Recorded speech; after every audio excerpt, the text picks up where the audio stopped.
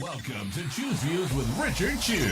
Get ready to dive into a world of insightful conversations and thought-provoking discussions. As progressives, our job is to have an all-inclusive, full-on assault with all of our players. A show that focuses on moving our political, social, economic, gender, and cultural conversation forward. And all of our players means all of our players. It's Choose Views. And now, here's your host, Richard Chew. Good Thursday morning, progressives. Chins up and shoulders back. Welcome to the November 20th, 2025 edition of Choose Views. Yeah, that's where we are. 773-763-9278. Catch the show on Facebook Live, TuneIn Radio, YouTube, iHeart. Email me at richard@wcpt820.com. Catch all of our shows by subscribing to our WCPT podcast, Apple Podcasts, Spotify. There you can get Choose Views, short versions, long versions, our featured interviews by all means. Joan Esposito, live, local, and progressive. Driving It Home with Patty Vasquez. The Big Picture with Edwin Eisendrath. And make sure you plug into all of our shows out Chicago and all of our other broadcasts. Our weekend shows are phenomenal, as you guys know. And, hey, you know, this is the place to find everything. And another place to find everything is that thing called heartlandsignal.com. It's our digital platform. You need to make your way over there. So much good content there. Our folks are always working hard to bring you information from the Heartland, but also things that are taking place all over the country. And oftentimes what you find at Heartland are things that are you may not hear about on mainstream media. And the cool thing about that is oftentimes what we found, and we were talking about this yesterday here in the station, that there's a story on Heartland that is connected to a bigger story in the country, and Heartland breaks the story, or an issue that's a bigger issue in the country. And it's one of the things that, you know, we broke here from our Heartland Signal digital platform. So make your way over there so you can check out the clips and the posts and articles there. And once again, you know, you want to be able to share those with the people in your life who may not be as plugged into this as we are, but they know that they need to have a source. And that's what Heartland is such a great resource for us to have. We're getting a couple of things navigated here with the computers and all that good stuff. So, yeah, there we go, moving some screens around, and you guys know how that works. All right, so today's show is a track meet for sure. It is baton passing like nobody's business. On today's show, our guest very shortly will be Dr. Abdul Al-Said, who is running for the Senate seat that's opening up in Michigan. So looking forward to having him back on. He was with us in the late summer, so we're going to be chatting with him very shortly, a couple minutes. And then Michelle Duster, one of our semi-regular contributors and author. You know, you've read some of her great articles. She's going to be with us in the 6:30 hour.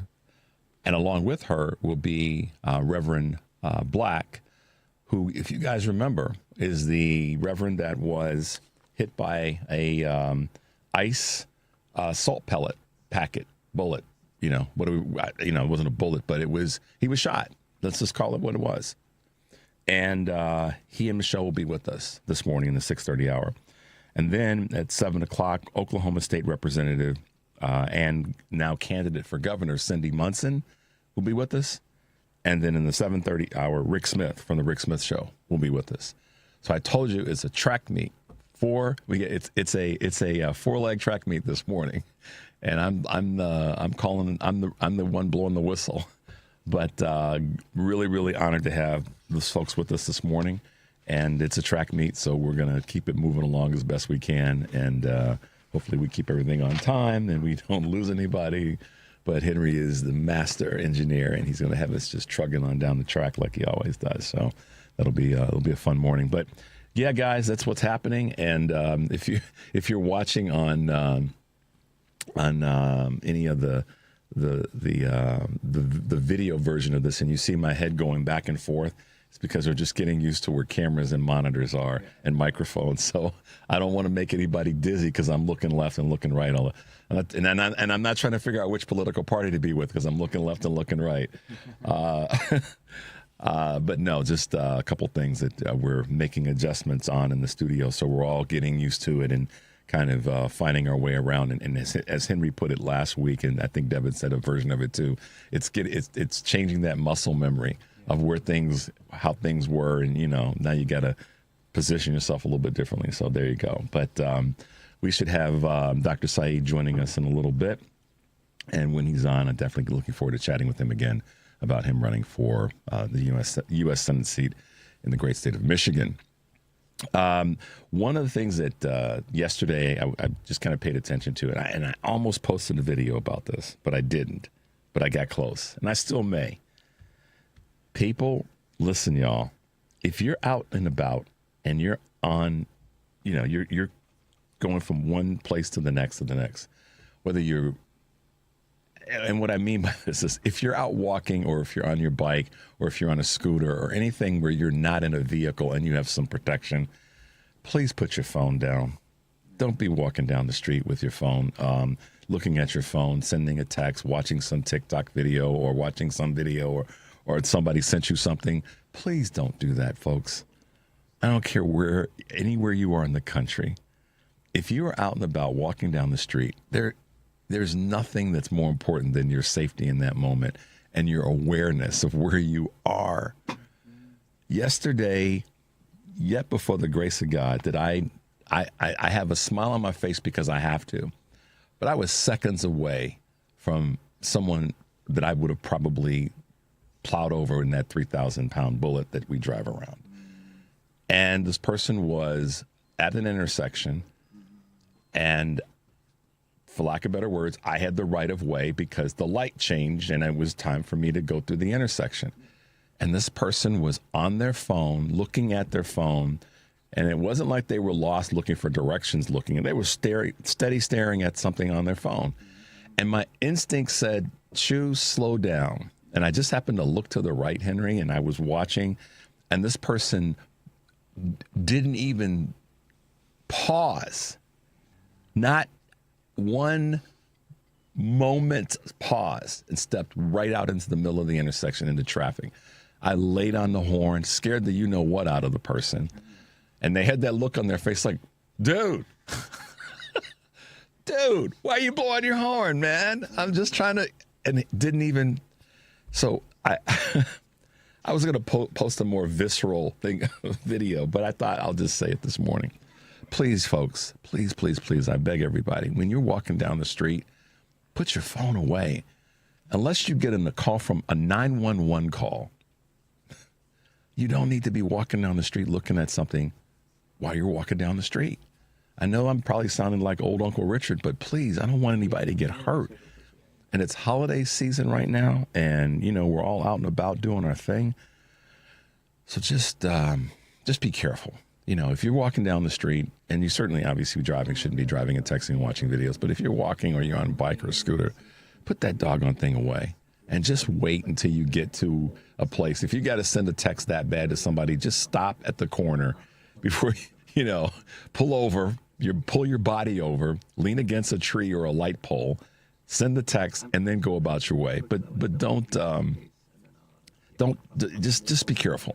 Because not everybody, we all got lucky. I got lucky that person, that something said, he's not going to stop.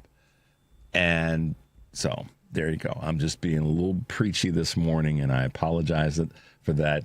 But I just want you guys to be mindful of the fact that put that phone away. Put that phone away. Put that phone away when you're walking down the street. Walk down the street and enjoy the view. Mm-hmm. So wherever you are on the planet, put that thing down, enjoy the walk, and don't put yourself in a situation where you've got something bad happening. All right. I've said enough. All right. Do we want to take a break, Henry, or do we want to take a tiny 30-second break?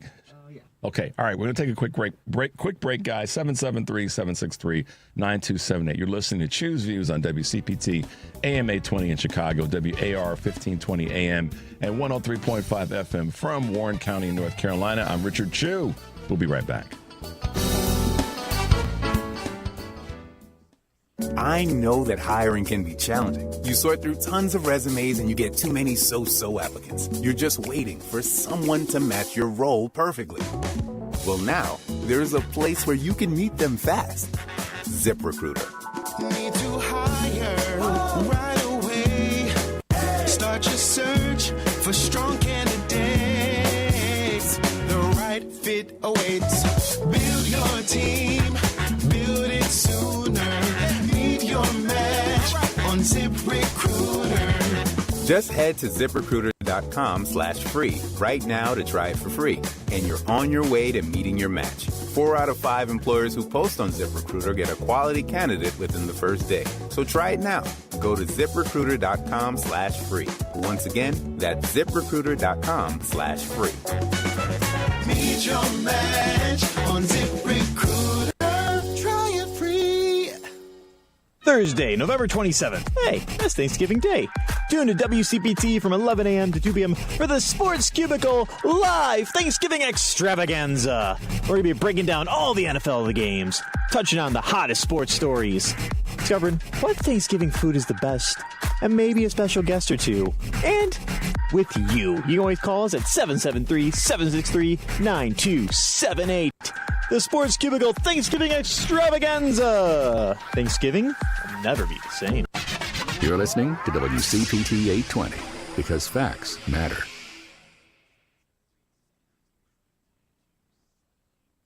Welcome back to Chew's Views with Richard Chew. Hey guys, welcome back to the show. Put that phone away. Be safe. I'm sure that our next guest, our first guest this morning, will probably tell you the same thing.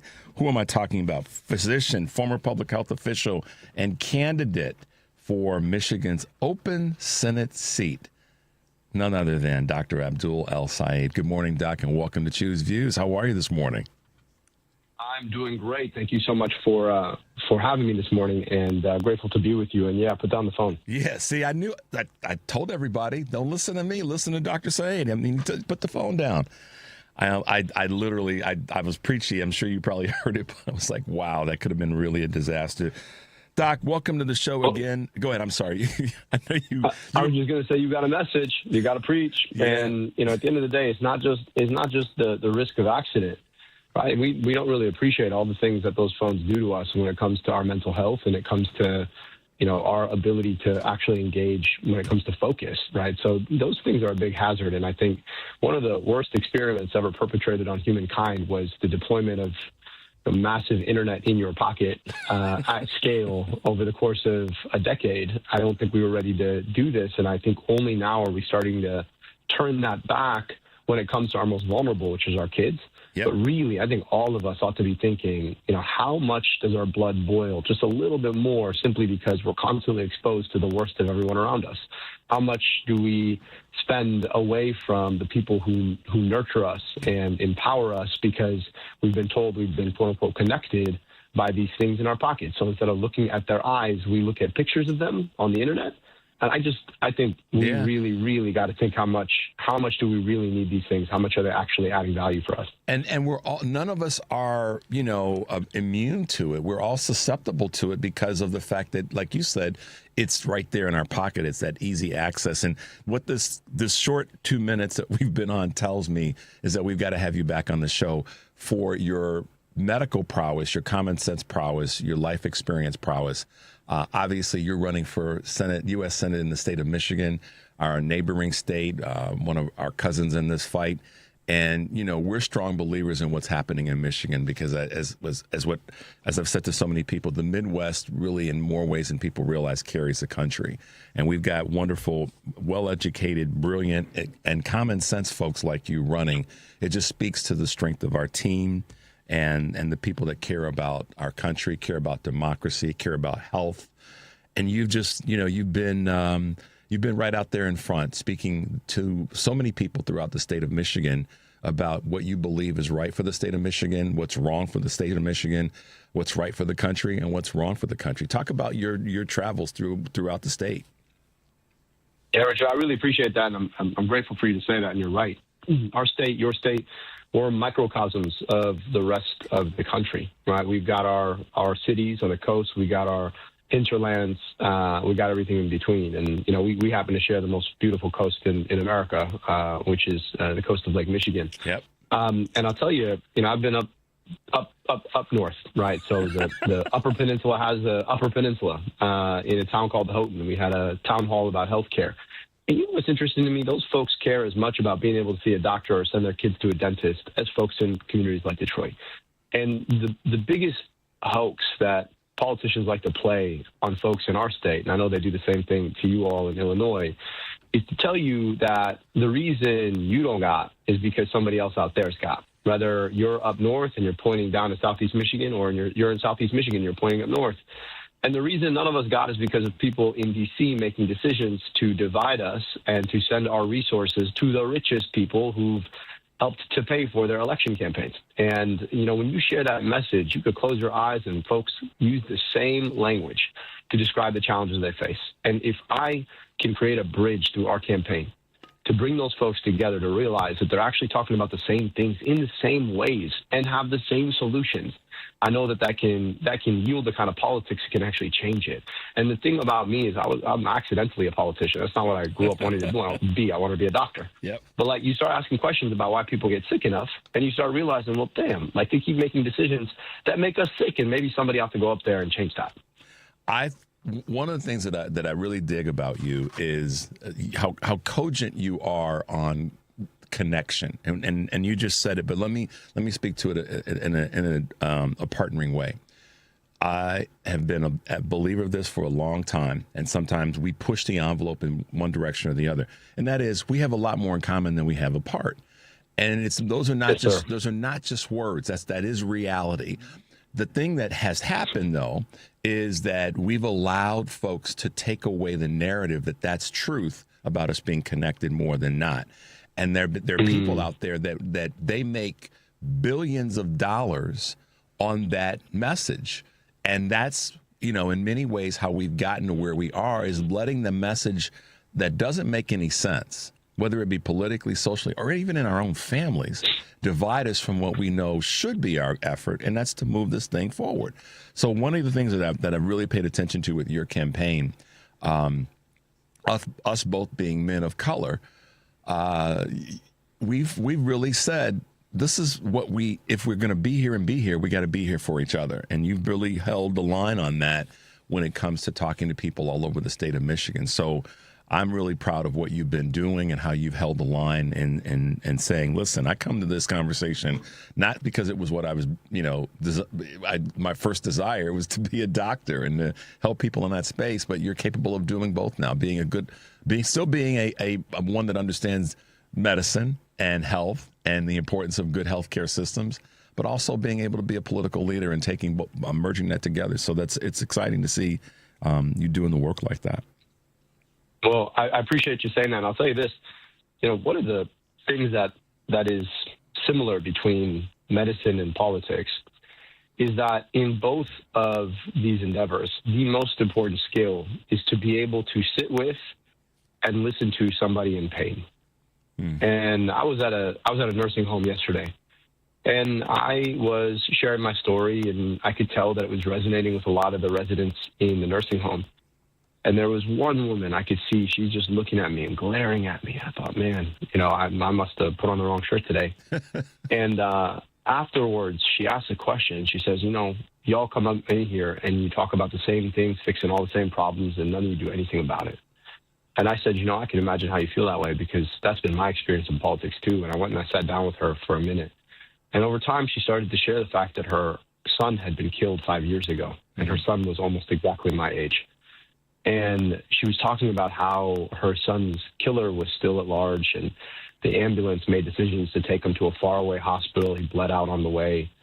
And she lost this firstborn of hers. She has a granddaughter that she still has to take care of. She herself has had health issues. And I can imagine, I've never lost a child, but I can't even imagine that pain. But I can imagine how somebody walking in and saying, hey, maybe we can solve our problems, it's going to look like you don't know my problems. And I sat with her, right? I shook hands with everybody else there, but I went and I sat down with her, and I wanted to listen to her story. And over time, she was able to share it with me.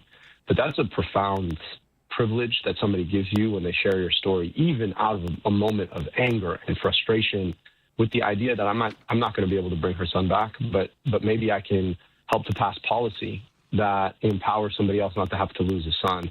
And in medicine, it's the same story. Somebody gets a cancer diagnosis. That's the worst day of their lives. And you so desperately want to look them in the eye and say, I can snap and your cancer will go away. But that's not how this works. Mm-hmm. And so you got to sit with somebody and you've got to be able to speak truth to pain. And I think we talk a lot about speaking truth to power, but I think right now in this moment, there is so much pain, and we've got this internet that lathers it up. I think the coin of the realm is the ability to listen to and speak truth to pain, not to wish it away, but to be honest about what is possible to address it and what we can do moving forward together as partners to make it better. And I found those similarities to be incredibly important when it comes to the work in medicine or the work of politics. I think, Doc, thanks for saying that. And I think truth to pain, Henry, write that down for me, because that's that took my breath away. Truth to pain, because a lot of people, when we hear the political conversation, it is, yes, speak truth to power. People are in such pain right now and struggling and all these things. And you say it living shouldn't be this hard. And I'm kind of paraphrasing your words, but living in America shouldn't be this hard. It is. But shouldn't be, but we do have to deal with the fact that it is hard for so many people, more than would I think is tolerable. So part of our mission should be to ease the pain, not that we're trying to be doctors like you are, or physicians like you are, but ease the pain of people, because once we do that, it gets back to the old adage, I don't remember what you said, but I remember how you made me feel. I think that takes into this conversation. It's very important in this conversation, and more of us should be speaking about how can I lighten your load? How can I take some of the stress off of you, rather than adding more to the situation? And what's coming from Washington, specifically Trump and the GOP. I'm done calling out that we as Democrats got to do our work. We know that. We can't drop the baton. But the people that have brought us here are not. It's not wholly the Democratic Party. The Republican Party, the GOP, are the ones that are creating pain. I mean, they created a document, Project 2025, to do what? Take away things from people who already are in pain, and then inflict new pain on people that may not be in pain. How insane is that? So I think we have the opportunity, again, to change the narrative, not buy into the labeling from the other side, if you will, that we are the ones that can help to relieve or alleviate some of this that we're feeling in this country. Your thoughts on that, Doc? I think you're exactly right. And I think we got to understand that their entire political philosophy is cruelty. They thrive off the pain, right? Because what happens is they put some people in pain, and they point to those people in pain, to everybody else, and say, if you don't want to end up like that, you better team up with us. Yep. And that's the whole philosophy. And, it's like seeing somebody who's in pain on the side of the road and showing up and then just pointing to your kids and saying, hey, you better listen to what I'm saying. Otherwise, you're going to end up like that, rather than saying, how can we make room for this person and get them to the care they need? And at the same time, right, the other response is not to say, well, they're probably faking it, or it's not that bad, or it's going to get a little bit better.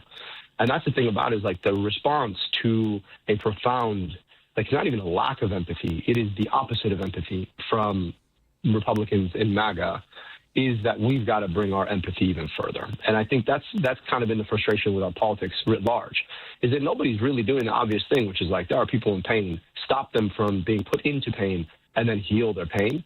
Like, that should be the obvious thing. But we've got so many other reasons why we say, well, life's complicated. And I'll just tell you, I spent a lot of time with young people in this campaign. And I think as I've gotten older, I'm 41, and you're always the oldest you've ever been. You don't know what it's like to be any older than you are. But I know what it's like to be younger now. And I remember sitting in those rooms being talked at by those politicians, trying to tell me how sage-like they were, because they were telling me how complicated stuff was. Yeah. And I think at the end of the day, the stories that resonate with us most, the stories we read when we're kids, the things that actually motivate us, there is good and there is evil. Now, doesn't mean it's not complicated. But it does mean that we work hard to clarify good and evil. And I think we would do well to consistently ask ourselves, how do we find ourselves on the side of good in the face of so much obvious evil? Well, I got to tell you two things. There's so much I want to talk to you about. So let's agree that we're going to do this again. Maybe before the end of the year, we get you back on the show. And I'd love it. And we'll make sure that we make that happen in December. I think your message will resonate really well for folks right before we get to the crux of the holidays. I think your upbeat energy. Henry's nodding his head like absolutely. So I think that would be good for folks to hear across the country. This energetic 41-year-old physician who is about helping alleviate some pain and stress from people. You've got an event coming up, I believe, on Saturday in Holland, Michigan. Is that correct? Yes, sir. Cool. Farmers Market. Get out there. So we got to let you go, but let folks know how they can find you, how they can follow you, and then we'll make sure to get you back on in December. Does that sound cool? Absolutely, Richard. I'll tell you this. Go to abdulforsenate.com if you want to help us out. Chip us off $5, $10, make it recurring. It really helps. I don't take corporate money, so I need you. But then also just follow us on social media. If you have trouble remembering my last name, it's easy. I'm the only Abdul running for Senate, like anywhere. So if you just look up Abdul and Senate on your social media apps, you'll find me. Follow our stuff. And if you like what you see, give it a bump. Tell folks what you've heard and what's possible here. This is a movement to change Michigan, yes, but it's also a movement to demonstrate what's possible. And as we talked about, a state that really is a microcosm of the country. So we need everybody involved. And Richard, I'm always so grateful to get to share a platform with you. You bring thought and you bring energy and you bring compassion and perspective to the issues of the day. And I'm really grateful to get to spend some time with you. Shouldering up, brother. That's all we got to do, and it's a great thing when we do it. So thanks for being with us this morning. We will catch you soon and have you back on the show. Be safe in your travels. We'll talk to you soon. Sound good? Sounds great. Talk soon. Take Have care. a great morning. You too. Bye-bye. All right, we're going to take a quick break, guys. You're listening to Choose Views on WCPT AM 820 in Chicago, WARR 1520 AM, and 103.5 FM from Warren County, North Carolina. I'm Richard Chu. We'll be right back.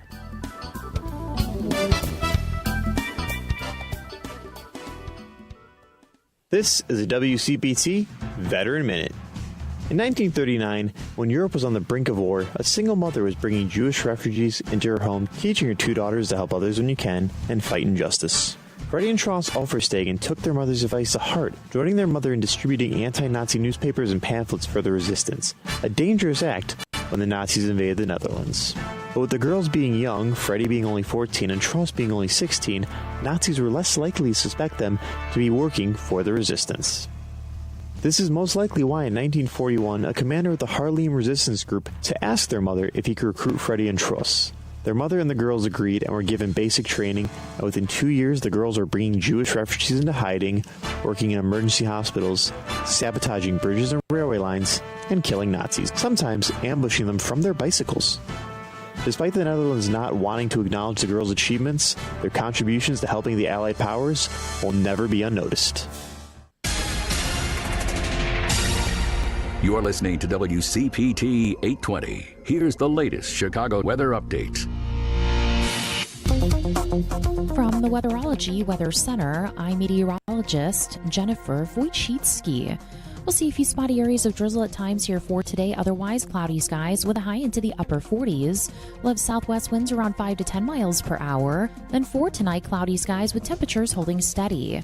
Friday, a slight chance for rain here late, cloudy high 52. And Saturday, mostly sunny, a high around 50. Sunday, sunshine high 57. That's your latest Chicago weather update. Currently, it's 43. Alexa, play WCPT. WCPT from TuneIn. Welcome back to Choose Views with Richard Chu. Hey, guys, welcome back. Okay, that was the first leg of the baton. Great to have Dr. Saeed with us this morning. Abdul for Senate. Check out his site. Check out what they're doing. He's really been running a good campaign. He's been all over the state of Michigan, making sure that people recognize that he's there to represent the entire state. So kudos to him, and we will definitely have him back sometime in December to chat with us and help us stay on point. Leadership it comes from all different angles, and people have to do different things to show their leadership. You guys know of our good friend Michelle Duster, American author and public historian, a Chicagoan to her core, that has made it clear that she's going to write what needs to be written. One of her most recent articles, as you guys know, if you follow her, MLD Writes, is her site, and she writes articles for Rebellious Magazine for women. You should check it out. And guys, you should check it out too. Even though the title is Rebellious Magazine for Women, what I've found is when I read our magazines or publications that are primarily for a different audience demographically, I learn a lot that I didn't know. So guys, make your way over to Rebellious Magazine for women to check out Michelle.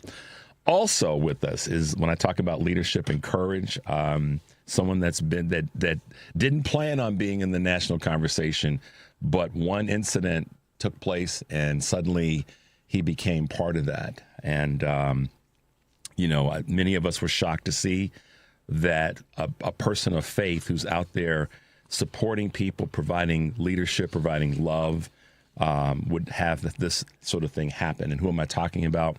Reverend David Black, who, if you guys remember, during the protests that were taking place at the Broadview detention center, he was a big part of that. He's a big part of the whole activities taking place in Chicagoland area. He's with us this morning. So welcome both of you, Michelle Duster and Reverend David Black, to Choose Views. Good morning. Good morning, Richard. It's so good to be here. Michelle, how you doing? Good morning. I love your background. I'm good. Hey, goals. That's right. That's right. Well, Michelle, the last article that you posted, I know we didn't really get a chance to talk a lot about it, so I just want to drop a little bit of knowledge on that right now. For insecure white men, everything will never be enough is one of Michelle's latest articles at Rebellious Magazine for Women. Guys, you need to read this. It'll probably make you a little uncomfortable, but I will say that it's sometimes being uncomfortable helps you get to the next level in your life. So, right, Henry? Yeah, make your way over to Rebellious Magazine. Check out Michelle's latest article. She's been such a great champion in this moment that we're in right now. So, Michelle, it's always great to have you with us. Always great to have that big smile and the energy that you bring to the conversation. So, once again, thank you for being with us. Well, thanks for having me.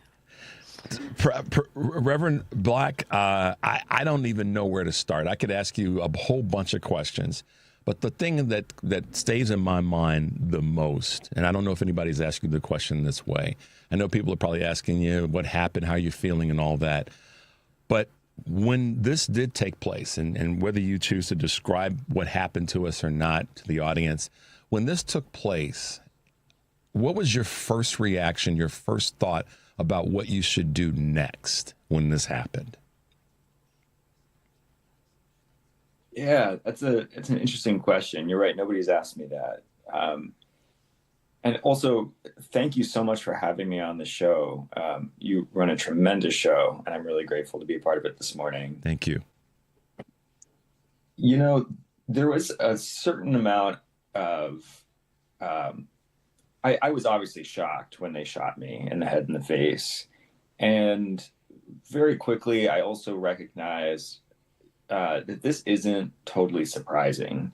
While I was in the middle of this act of prayer, I was also just feeling very connected to the roots of my faith and really the fundamentals. That word has been claimed by a certain segment of Christians who call themselves fundamentalists.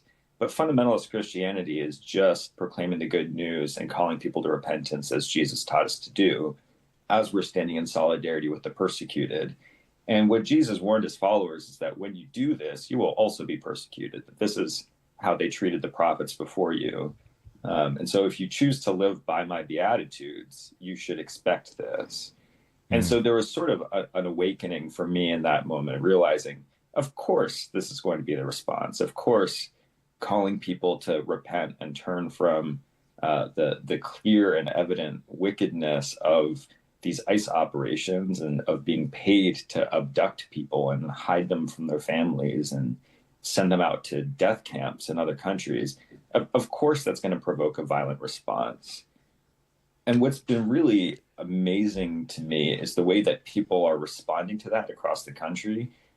Many of them are Christians and kind of have that inner sense as well of, having understood what Jesus said. But many of the people responding to this moment are atheists and people of other faiths and people of no faith who just sort of recognize the truth of what Jesus was teaching when they see those using Jesus' words being violently persecuted by the state, in exactly the way he was. I've been there in the mandate of my faith to imitate Jesus when he put his body in the way of evil.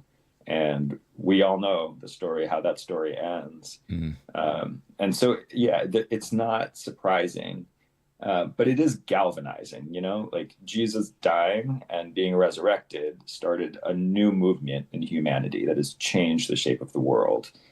And this is the fundamental fragility of violent imperial power, is that the violence that it uses to conquer dissent is actually the violence that destroys it.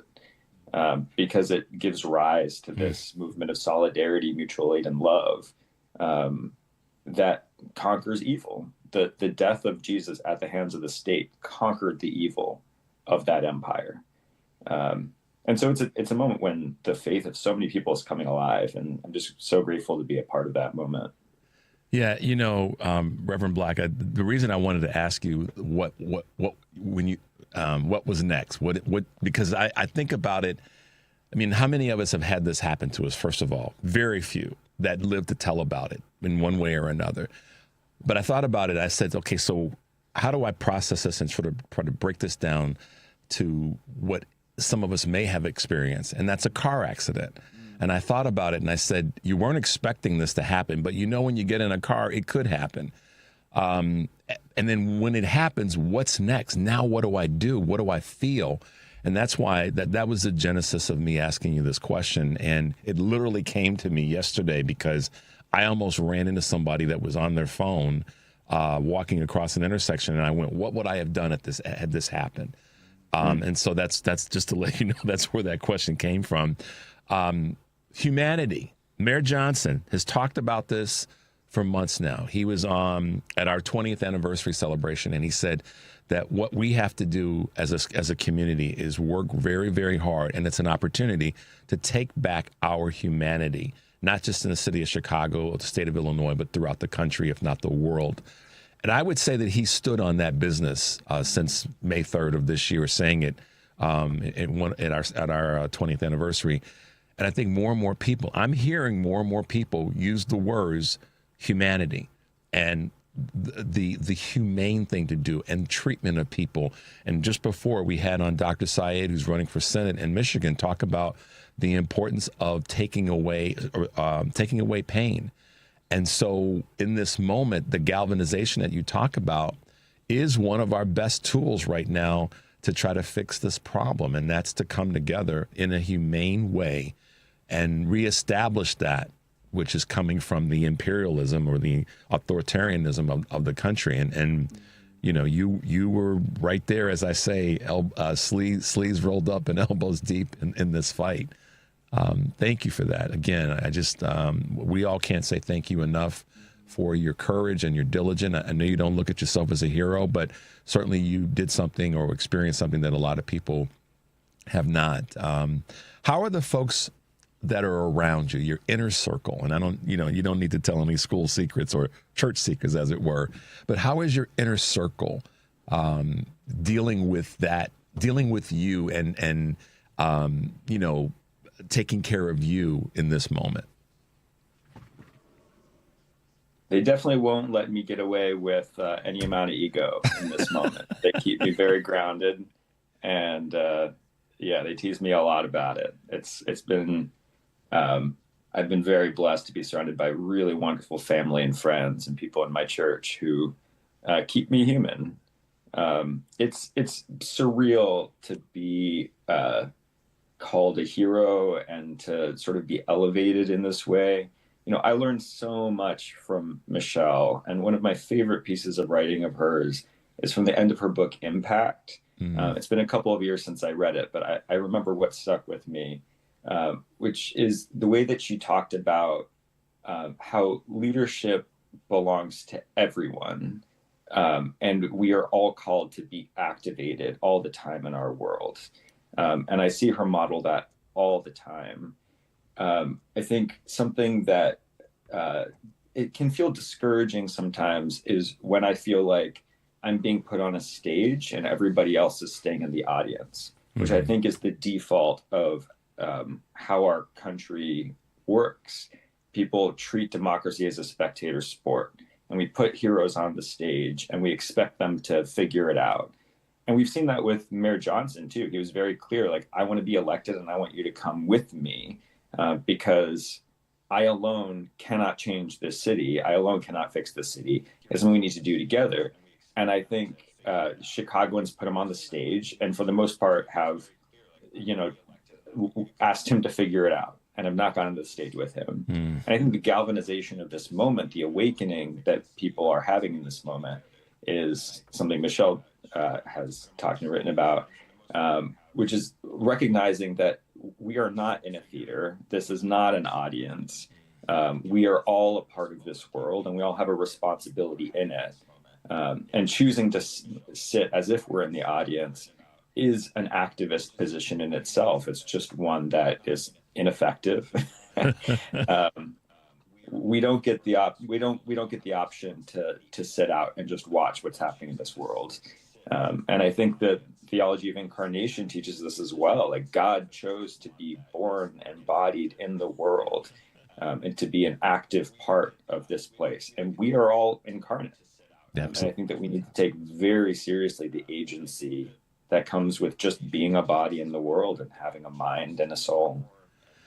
You're listening to Choose Views on WCPT AM 820 in Chicago and WARR from Warren County, North Carolina. I'm Richard Chu, and my guests this morning are Michelle Duster, author, historian, and Reverend David Black, who is just one of those people that is built for the moment. And I thank you both for being with us. I've got to, Reverend Black, I've got to also give Michelle some kudos in this moment. She doesn't know this, and this is the first time I've actually said this on the air. One of the things that I say often is, right, and she, Michelle speaks about how important it is for everybody to be engaged. And oftentimes I say in the show that we can't wait for the person, the singular person, to ride in on his or her white horse to save us, that we all have to participate in this process. And I've always felt that and believed that it's a team effort and come with me rather than send me, in terms of what you were saying about Mayor Johnson. But Michelle is a big part of that language in terms of we all have a stake in this and we all have to be part of it. We can't sit back and complain and whine. We have to be willing to step forward and fight. And, Michelle and I both come from lineage that's all about fighting. So she's to be credited for that, both in her writing and what she talks about. And so, Michelle, yeah, there you go. So take that as a nice bit of flowers for you this morning. What do you have to say about that, my love? Wow, thank you. I never thought that people looked at work that way. I mean, a lot of what I've written, as you said, where everything is never enough. I wrote that because I felt like even what happened to Reverend Black is an example of that dynamic. Because what's happening in our country right now, as we all know, or hopefully know, is this idea that this country belongs to white men. And everybody else needs to go, or defunded,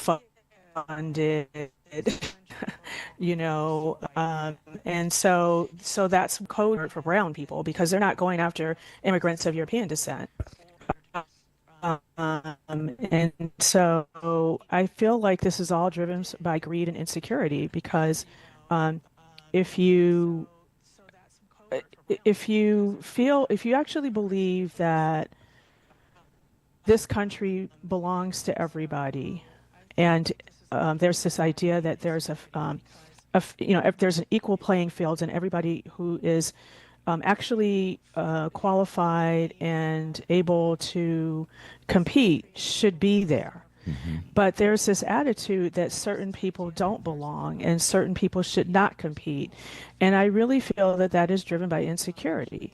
Because if you are a secure person and you actually truly believe that you are the best, then you want to compete against everybody on an equal level. And so they're trying to make it an unequal level. And I really think that's what's driving a lot of the violence and, just sort of demonization of people. It's all driven by insecurity, in my opinion. Yeah. Well, I think that in more than your opinion, there's probably, let's say probably, there are physicians in the world of psychology and sociology that would say that that is absolutely where we are. These insecurities are being borne out with violence, and that's nothing new. Reverend Black, being the ordained one in this conversation, has the historical understanding of that from a religious perspective. That's always been what the supposedly strong do, is to oppress others, and ultimately fighting back against that exposes their insecurity, exposes their weakness. But we have to do that in this moment. And that's why, I say at the top of every show, chins up and shoulders back, it's time to fight, because I don't think we have a choice. But the beauty on the other side of that is that it's better for everybody when those who are being oppressed, being pushed back, fight, because it shows that there is another side to all of this. And that's sort of my oftentimes motivation is I know that the other side of this is better. And so that's the place that I want to get to and want to get us to, is to that better part of living. So I hear you loud and clear, Michelle.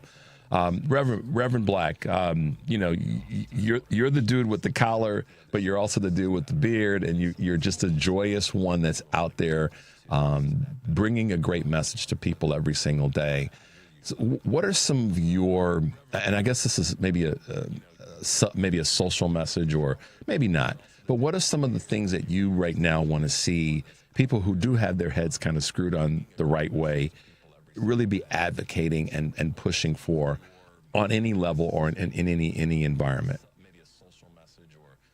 Yeah, I really love the way that Michelle points out insecurity.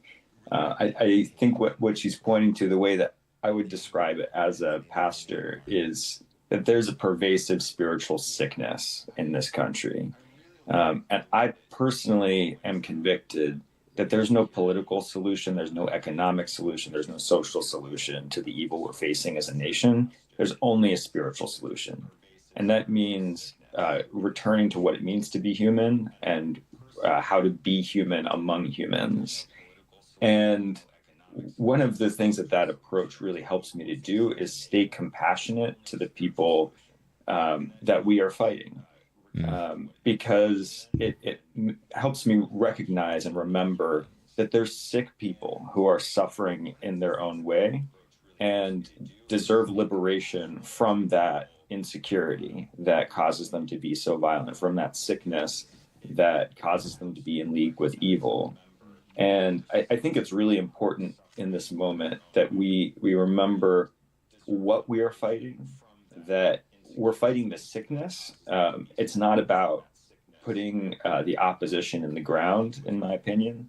It's about putting the thing that oppresses them and that warps their imaginations and causes them to be so insecure and so entitled and so evil, to put that spirit in the ground. And this is what Jesus modeled. He was casting demons out of people. He wasn't demonizing the people.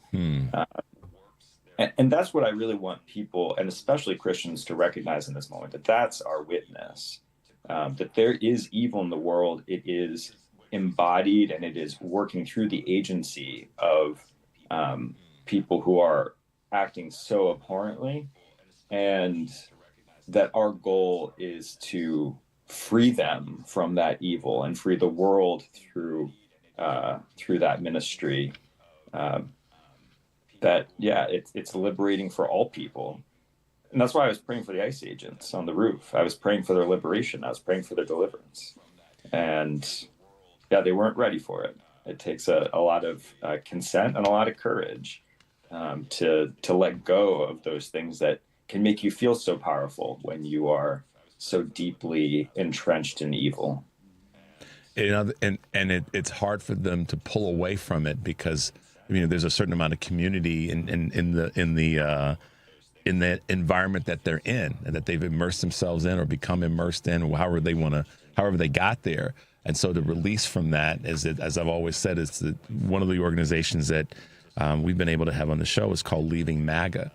And a gentleman, Rich Lowe, just started this organization. He was part of MAGA, and he realized one day, wait a minute, I'm going down this dark path and I got to stop.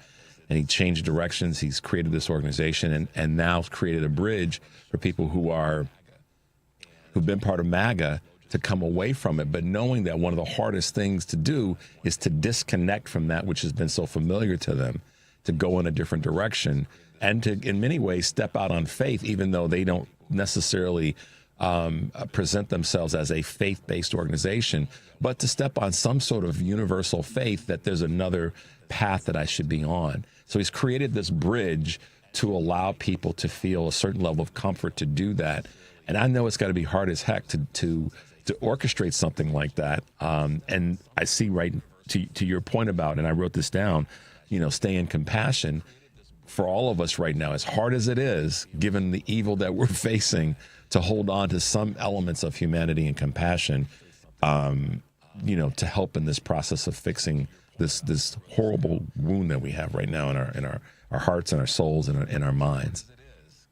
That's such a beautiful story about the person who left MAGA. And to me, it's such a clear illustration of what exorcism looks like. Like somebody who was deeply in league with white supremacy chose to be liberated from that. And that's a spiritual process. And it's one that anybody can undergo if they're courageous enough to stop clinging to forces like white supremacy that empower people who are white at the expense of everybody else. But it is a liberating experience. And that's what I want my white siblings across this country to understand. It is our liberation to dismantle and destroy white supremacy. And it is good. It is deeply good to be saved. Wow. It is deeply good to be saved. Coming from Pastor David Black. And I just want to tell you so much, Pastor. Thank you for being with us. We'd be honored to have you back. I know you've been super busy these last few weeks, and everybody wanted to chat with you and talk with you. But I appreciate you taking the time to settle in with us for a few minutes this morning. Michelle, the same goes to you. You are so important to me, and your writing and your hard work and your dedication is. So I want to thank you both for taking some time to hang out with us this morning. Thank you so much, Richard. Thank you. Thanks, Michelle. Thanks, Pastor Black. You guys be safe today, and we'll talk soon. All right. Thank you. You too. Bye-bye. Guys, we're going to take a quick break. You're listening to Choose Views on WCPT AM 820 in Chicago and WARR 1520 AM and 103.5 FM from Warren County, North Carolina. I'm Richard Chu. We'll be right back. Every 40 seconds, a child is reported missing. That's 2,000 children every single day. It's a heart-wrenching reality that we can no longer ignore. Find the Children is a nonprofit organization dedicated to helping find missing kids. You can be a part of their mission by donating your unwanted vehicle, running or not. Call 1-800-775-5622. We guarantee that you will receive the maximum tax deduction. We provide fast, free pickup with 24-hour response. Call 1-800-775-5622. Find the Children provides crucial resources to help find missing children and educational materials to teach kids how to recognize and avoid predators. Our recovery programs have a proven track record of reuniting kids with their families. It's time to act. Donate your unwanted or unused car. Help us build a world where every child is safe. Pick up the phone and call 1-800-775-5622. Together, we can bring these kids home safely. This advertisement was paid for by Cars R Us and Find the Children. Check up on health with Chris Whitting. Nearly every family struggles with balancing the use of phones and social media. Dr. Jason Nagata led a University of California, San Francisco study that found that as preteens used more social media, their depressive symptoms increased. Dr. Nagata has advice for parents. In our study, actually, we found that the top predictor of children's screen use is actually their parents' screen use. So the top advice I have is actually to try to model the behaviors that you want, practice what you preach. 2 sort of key times that it may be useful to try to put limits on phones and social media are at bedtime, just because we know of the impacts on sleep, and then also potentially at mealtime. If you have time for meals where you can just connect in person, that can just promote connection and conversation. With Checkup on Health, I'm Chris Whitting. Brought to you by Progressive Insurance. Not only does Progressive let you bundle your insurance, but they also give you round-the-clock protection. Quote today at Progressive.com. AP News, I'm Marcela Sanchez. AP correspondent Donna Warder reports on guilty pleas in a case against anti-fascists. 5 people have pleaded guilty to terrorism-related charges after being accused of supporting Antifa in a July shooting outside an immigration detention center in Texas. A police officer was wounded when he was struck in the neck by gunfire. The federal charges came after President Donald Trump signed an order that designated the Antifa or anti-fascist movement as a terror organization, even though Antifa is not a single group. Federal prosecutors say an Antifa cell carried out an attack outside the Prairieland Detention Center on July 4th near Dallas that included gunfire and fireworks aimed toward the facility. Court documents show that 3 of the defendants actually carried out the attack, while 2 other defendants helped the shooter avoid arrest. The 5 defendants pleaded guilty to 1 count of providing material support to terrorists and face up to 15 years in prison when sentenced. I'm Donna Warder. President Trump says he'll be meeting with New York City Mayor-elect Zohran Mamdani in Washington later this week, setting up an in-person clash between the political polar opposites, who for months antagonized each other from afar. In Ukraine, pressure is mounting for President Volodymyr Zelensky to take stronger action to show accountability in the face of a corruption scandal. After more than 3 years of war, in which Ukrainians face regular power outages as a result of Russia's fierce bombardment, allegations of corruption in the energy sector aren't sitting well with the public. Last week, Zelensky dismissed 2 top officials and imposed sanctions on close associates after government investigators revealed that $100 million had been embezzled from the energy sector through kickbacks paid by contractors. This is AP News. Israeli strikes in Gaza yesterday killed at least 21 Palestinians. AP correspondent Karen Shamas has more. Men in civilian clothing rushed into a hospital in Khan Yunis, carrying a body in a blanket, the panic evident in their voices.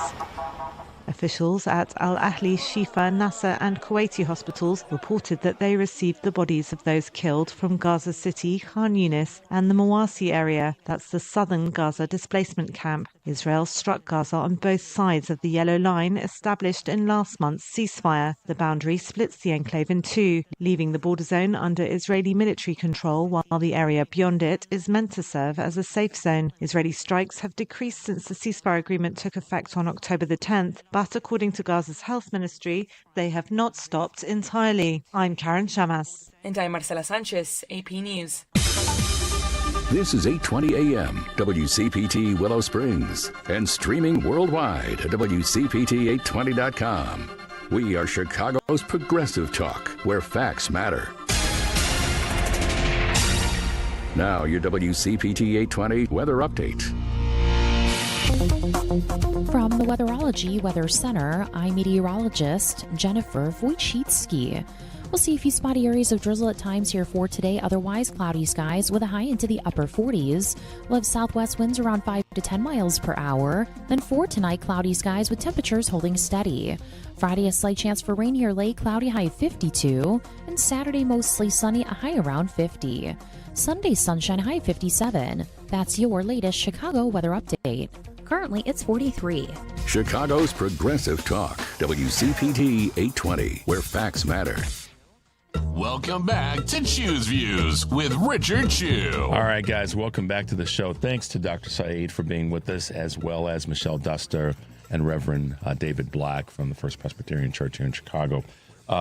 Wonderful folks that have been with us this morning. Just amazing people that are in leadership roles. And as Michelle has said for a long time, leadership, and these are my words, it's in the moment. It's where you are in the moment. It's what you're doing at that time. And we all are leaders. And I think that sometimes we've yielded that sort of role or that opportunity to somebody else. And this is that moment. This is that time. And that's why I say we can't wait for a singular person, male or female, to ride in on their white horse to save us. It's all of us. And the funny thing about it is the fact that it's all of us actually is so empowering, because it does a few things. It says we're not alone, first and foremost. And that's why the protests and the rallies are so powerful. But it also says that I'm willing to trust somebody. These are my words. Trust somebody enough to partner with them to get work done that's beneficial to our society. And even in this heavily political environment, I think that's going to be one of the keys, if not the key. And both Dr. Syed said it, and ironically, Reverend Black and Michelle said the same thing. We have another person with us this morning. I said it's a four-legged race today, and the third leg to this 4x whatever 100, 4x 800, whatever this relay race is, and we've got our third leg of the race. The minority leader of the Oklahoma House of Representatives. And what I'm so excited about is she's another one of those folks that said, now's the time for me to step forward and try to go to the next level. And I'm talking about Cyndi Munson, American politician, member of the Oklahoma House of Representatives for the 15th District in Oklahoma, and hopefully the next governor of the state of Oklahoma. Good morning, Cyndi, and welcome to Choose Views on WCPT. Good morning. I'm happy to be here, and I'm already having technical difficulties. My video's freezing up, so I think you're just going to have to hear my voice this morning. I'm so sorry. That's all right. Nothing wrong with that. And you came right out of the gate and said, "Look, there's gremlins in the room, so we got an issue here." But how are you doing, ma'am? Good to hear your voice. I'm doing well, and I just want to say first, good morning, and love what you said about it's on all of us to make change, and that sort of has always been my message as I've been running for office, but especially as I'm running for governor, because it seems like for some such an impossible task, but that's not true. When we all believe and we all put the effort in, anything can happen. And I tell everyone all the time, no one's coming to save us. It's up to us to make a difference. So thanks for spreading that message. Well, thank you for it's a partnership, and we have to trust each other. We have to trust our team. You're part of that deep bench, and I'm using sports analogies all over the place this morning, but you're part of that deep bench that we have. And one of the things that I have stated and tried to be very committed to is making sure that voices that are in areas that people may not necessarily hear as part of the national conversation, Cyndi, get heard, and that we amplify what you're doing. It's the state of Oklahoma. Somebody might say, we're never going to have a Democratic governor, or we're not in this moment, I should say. Let me clean that up. But here you are saying, oh, yeah, absolutely. And our ideas are better. Our way of doing business politically and socially are better. And I'm going to run. And so you are the example of us having such a deep bench. And I'm really excited about your campaign. Tell us a little bit about, how you got to this point and that moment. We all have that moment, and it's okay. It's time to do it. How did that come about? Yeah. Well, first, I know you mentioned I'm currently serving in the legislature. I've been in for 10 years. When I first started running for office, everyone told me I couldn't win. And so we've proven them wrong there. And then after I won and decided to run as Democratic leader to really strengthen, like you're saying, building out our infrastructure, building a bench, being a little bit more vocal on the issues that Democrats value, and quite frankly, many Oklahomans value. Everyone told me I couldn't do it. And what I've learned is when you get out there and you do the work, you connect with people, you'd be surprised by the number of people who not only align with the values that I have around taking care of folks, but also just being honest and being true in who you are and using your lived experience to make a difference for other people. Where I got to this point in terms of running for governor, I was just looking out at what the future was going to be like for Oklahoma, seeing where the country was, especially after President Trump got reelected, and what that meant for Oklahoma and what we've already seen with the government shutdown and SNAP benefits being taken from hungry Americans. But those programs being halted has a huge impact on a state like Oklahoma. And quite frankly, when you're hungry and you can't pay your bills, you really aren't worried about who's Republican and who's Democrat, right? You're just trying to survive. And my lived experience, my own background, I was raised by a single dad in Southwest Oklahoma. I watched my dad work multiple jobs to make ends meet for my sister and I. And I know that there are hundreds of thousands of Oklahomans who are going through that today. And no one at the highest levels of government in Oklahoma, whether it's governor or our U.S. senators or our Congress members, are talking about the real challenges that working families are facing. They want to focus on issues that divide us, that don't solve problems for everyday people. And so, I started looking around, quite frankly, because I thought I had one more term I could run for. I wanted to be leader again so I could keep building in the Oklahoma House of Representatives, and the question just kept coming back to me. And so just like when I decided to run for state representative, I thought, Oklahomans deserve to see a leader, to have a leader who stands true in their values, who really actually cares about people, and who has the sense of urgency and conviction to make these changes now and not wait for later on. You're so eloquent in how you put that in terms of, when people are in a situation that's trying them, they don't necessarily care who it is that's going to be there to help them. And although we don't want to look for rescuers, we do want people in leadership roles that are going to look at that, kind of look at the folks that they're serving with blindfolds on and say, listen, I'm just here to serve. And, Pastor Black talked about that a moment ago. And as you know who he is now, or know what he was the pastor that was shot by ICE with the salt packet here in the protests here in Chicago. But he said it as well, that, we do it with compassion, and we do it with blindfolds on, because we're there to serve the people that put us in a position to get certain things done. So I appreciate the way that you presented that. We always talk about first, and, you're the first Asian American woman to serve in the Oklahoma legislature. And I have to ask that question because I'm a man of color. How is that? How are you rolling with that?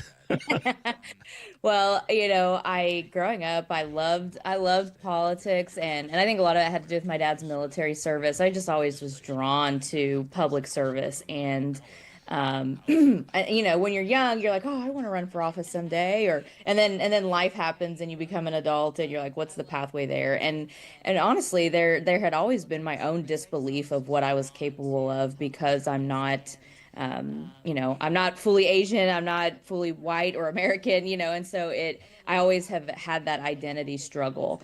But kind of like what I said in the beginning there, that, you have to start with your own belief, and I need to be what I needed to see when I was growing up, and I need young people to see what's possible.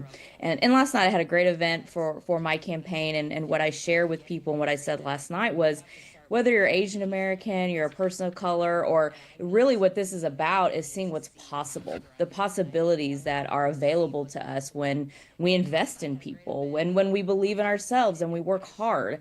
Really anything can happen. And even with this governor's race and people thinking a Democrat can't win, the House district I represent has never been represented by a Republican. I'm the first Democrat to represent my House district, and that was not an easy thing to do, but what worked was connecting with people and giving people an opportunity to see what's possible. And I think that's what's so special about our democracy, what's special about this country.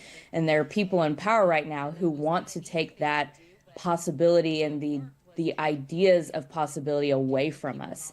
And so I don't take who I am for granted. The representation is very important, I think, especially for young Asian American women who I get to meet all across the state who want to do this work. But most importantly, for people who just want to see, they want to see what's possible. They want to see change. Oklahoma doesn't have to be last in everything.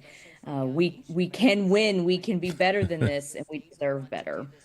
Yeah, and that's one of the reasons why I was really excited about chatting with you this morning, because that's one of the things that's been the driving force for you to make things better. You're listening to Choose Views on WCPT AM 820 in Chicago and WARR 1520 AM and 103.5 FM from Warren County, North Carolina. I'm Richard Chu, and we're talking with Cyndi Munson, who is the minority leader of the Oklahoma House of Representatives and running for governor in that same state. And it's a great time for this kind of young, energetic, mindset to be in politics. And it's part of the conversation. Everybody and up and down the Democratic line is saying, we need more young voices, but then there's other folks that are saying, yeah, but they're not ready, and there's that whole the conversation. I could put all kinds of different flyers on it, but ultimately, I think, Cyndi, it's about folks recognizing that we've got power in our entire 10. We've got older folks who've got wisdom and understanding, and we have younger folks chronologically that've got energy, but also oftentimes a lot more experience than given credit for. So my hope right now is that we can merge that together and say, okay, the folks that have been around for a minute longer than me, what can I learn from them? And the people who've been around for a minute can say to the younger folks, what can I do to help you? How do you see this right now? Mm-hmm. Yeah, I think everyone plays a role in what we're trying to do around, I'll just look at just some of the issues, 2 weeks ago now, elections that were won by Democrats all across this country, from New York City to Mississippi, and, Democrats maybe looking different, maybe sharing their message a little differently. But at the end of the day, it was about affordability. It was about how are we taking care of the everyday person who is struggling, who is carrying the burden on their back when it comes to taxes and all of these issues that they're facing with their families when they're just trying to live and improve their quality of life for themselves and their children. And I think we have to be open to different ways of doing it and listening to people who have been there before. But I think also understanding that those of us who are younger and, have a different perspective. And quite frankly, there are voters, I'm 40, there are voters that are younger than me who are pushing me. And I have staff who are, very adamant about social media and things, things that I understand, but also I'm like, we must be out there talking to voters face to face. And, that's where we capture, all of their attention. And there are all these ways of doing things. And I think just remaining open and what you said at the very beginning is that everyone has a role. Everyone has to be a part of this. And I think part of being a candidate and being a leader of our state is being open to all of that. And it's not just for Democrats. It's for, and quite frankly, I do have to earn Republican votes. And I have in my legislative career. I do believe I will as governor, and being open to what is on their mind and how can we be inclusive to make a real change for people. Exclusivity, shutting people out, making people not feel valued, seen, or heard is not working. That's what we're seeing in our current leadership at the national level. It's a lot of what we see here in Oklahoma, and it's not working for people. People want to belong. They want to make a difference. And so my job is to remain open to all of that, to keep moving toward progress. That's so well stated, Cyndi, and I appreciate you being, bold enough to say that. And also to recognize, isn't that funny? You said I'm 40 and you got folks that are 20, 25, 28. Yeah. I know what you mean. It's like, okay, so it's a staging of this thing, because she just put herself out there. It's like, yeah, I'm younger than someone that's 55 and been in politics for 25 years, but there's people that are younger than me, and that's pretty cool. That talk about self-awareness. That's pretty good. Cyndi, talk to us about these priorities that you have. I'm going to read them off to you. Invest in our schools and raise teacher pay. Provide tax relief for everyday Oklahomans. Lower health care costs for Oklahomans. And this is a big one. Repeal Oklahoma's abortion ban. Talk to us about that. I know folks want to hear about this. These are things that are overlays all across the country. Yeah. So first, I want folks to know it is possible for a Democrat to be governor. It has happened in modern history. Our last Democratic governor was Brad Henry. I was in high school when he was governor, and so it was, about 16. Oh, I guess almost 20. Well, I've been out of high school for 20 years, but it wasn't that long. There are folks who are going to vote next November who have lived under a Democratic governor here in Oklahoma. And at that time, Oklahoma was ranked 17th in the country for education. Since Republicans have taken full control of state government, we have moved to the very bottom. We are 50th in the nation. And that has to do with lack of financial investment in our schools and paying our teachers. Every state around us is investing more in their students than Oklahoma. Every state around us is investing more in their teachers. And it's why teachers are leaving the classroom. It's why some of them have gone to other states, but many of them have just gone to different careers because the pressure's so high and we just don't care for them. We had a former state superintendent who create a lot of chaos around our schools and our public education system, and that made it even more difficult for teachers to stick around. And so if we want to improve anything and everything from healthcare to bringing jobs to Oklahoma, to quality of life issues, increasing living wages and all of that, it does start with education. And being 50th is unnecessary. We don't have to be here, and we can do things very quickly to change that trajectory for us. With healthcare, we have the most extreme abortion ban in the country, and that has driven out doctors. When doctors, spend many years of their lives training to be physicians, to provide healthcare to people in their communities, having politicians criminalize them, dehumanize them, whether they're providing reproductive health care or not, it impacts every corner of healthcare in Oklahoma. And so doctors are leaving the state. They don't want to come to this state. And on top of that, we have a lot of challenges with Medicaid cuts looming. We just expanded Medicaid in Oklahoma in 2020. And so rural communities are very much suffering, just like every rural community in this country, with hospitals closing and services being eliminated. And then when it comes to working families, we do a lot for the wealthiest in our state. We do a lot for large corporations around tax relief. We don't do enough for working families.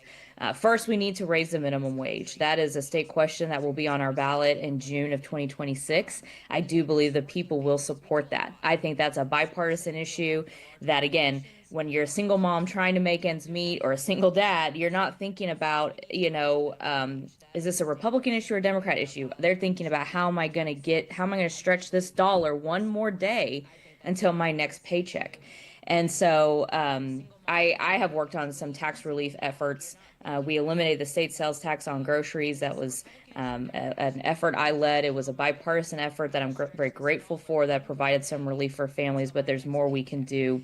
And I've been working on that through the legislature and will as governor.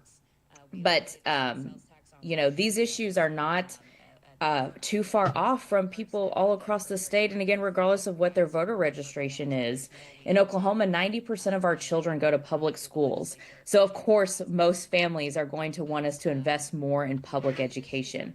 We all need health care.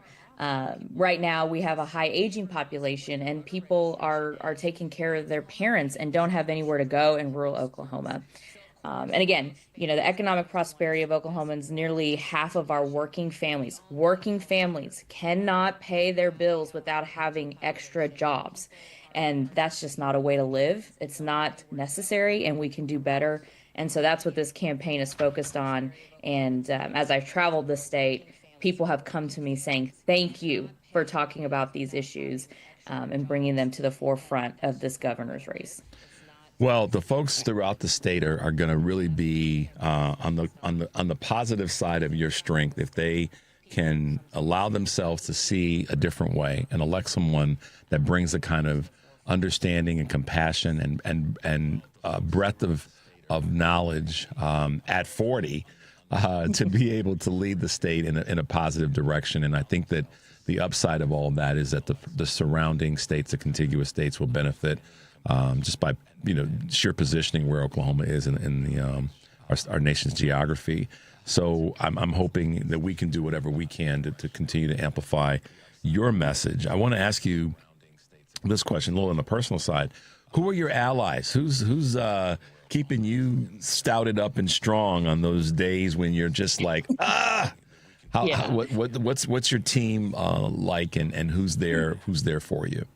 I have an incredible team who works hard every single day, and I'm grateful for their belief in me. And I've been able to, my campaign manager, he's been with me my entire career. He's a field data numbers guy and has been in Oklahoma Democratic politics for 2 decades, and has helped me and helps. And really, it starts with just believing in me. They believe in me as a person. I have young people from all across the state, all across this country who have come because they believe in a brighter future. And quite frankly, doing a lot of what I call mission work, like what you're doing, which is elevating and highlighting what is possible in a state like Oklahoma, to not overlook us. There are people here who care about progress, who want. What you see in the national headlines is not a reflection of who Oklahomans are. And my team gets up every day. We work long hours. And look, I always say we're a working campaign. I am not a millionaire. I don't have millions in the bank. Money, $1 in is $1 out. I pay staff. We gas up the cars. We travel the state. I'm on the phones constantly raising money and bringing resources here. And so I'm grateful to them. They're creative, innovative. They're hardworking. They're flexible. They do all the things that you want a team to do to keep yourself motivated when there are challenges and barriers. I will never deny that. It is an uphill battle. But every day we get up thinking about the possibilities and the future and the connections we're making across the state, and we know it's possible. On the flip side of that, I have a great dad and sister and brother-in-law and nephew who is the cutest in the whole world, who stand by me, who believe in me. My nephew thinks I'm governor now. Right on. He's a second grader, and he goes around telling everyone my Aunt Cindy is governor. He says that to everybody. Yeah.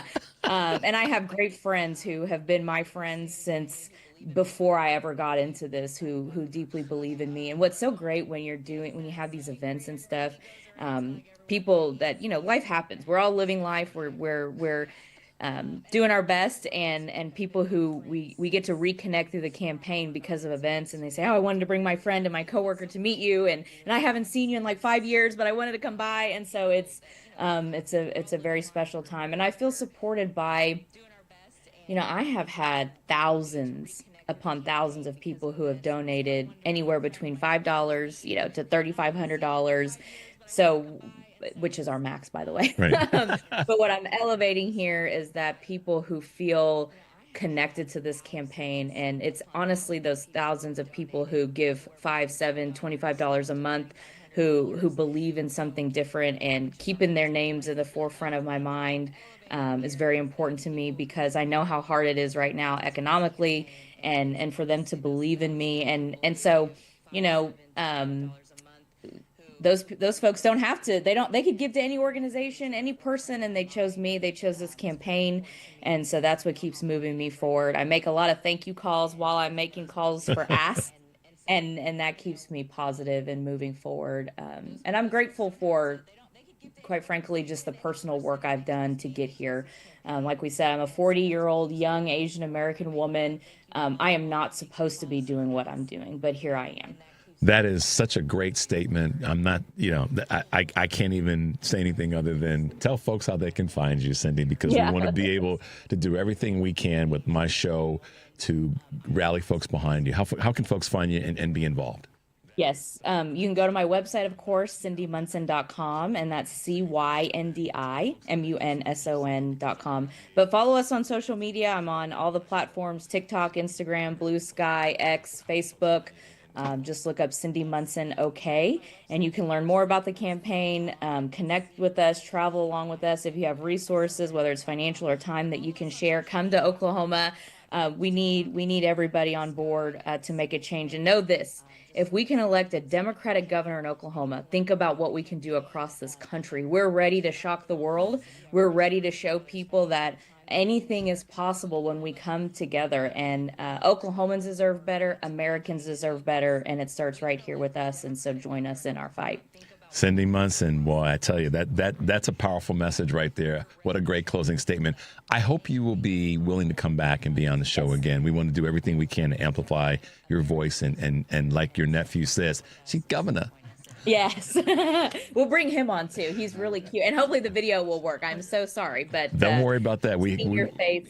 Thanks for your energy and helping us out here. Absolutely, Cyndi. Thanks. Have a great day. Great rest of the week. We'll get you back on as soon as we can make it happen. Sound good?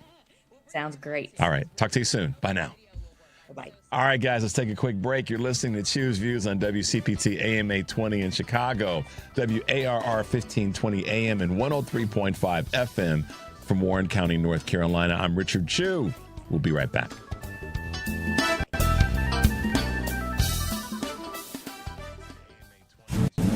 With a Porsche, you'll never get tired of that sound or that feeling. Find yours at the Porsche Exchange in Highland Park. Browse and test drive our extensive selection, like the 2025 Porsche Macan. Right now, lease the 2025 Macan for only $949 a month for 39 months. Discover performance like no other at the Porsche Exchange in Highland Park or PorscheExchange.com. $7,469 due at sale. Excludes tax, title, license, and doctor. No security deposit required. Expires 12/1/25.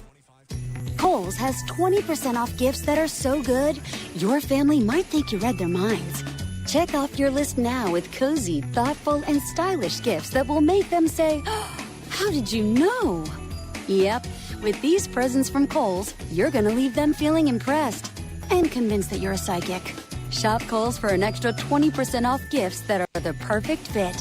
Select styles. Offer ends November 22nd. Some exclusions apply. See store or Kohls.com for details. You're listening to WCPT 820. Here's the latest Chicago weather update. From the Weatherology Weather Center, I'm meteorologist Jennifer Wojcicki.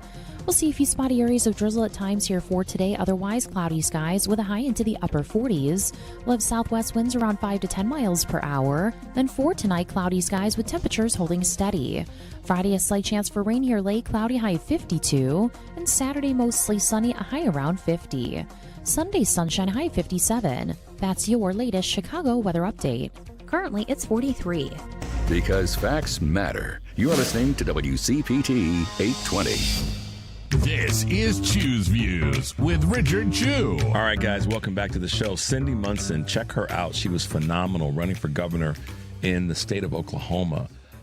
Prior to that, we had Reverend Black from First Presbyterian Church, who was shot with a pepper ball and became a national voice. Wasn't his plan, but that's what happened, along with our great friend Michelle Duster, author, historian. And Dr. Saeed, who's running for Senate in the U.S. Senate seat in Michigan.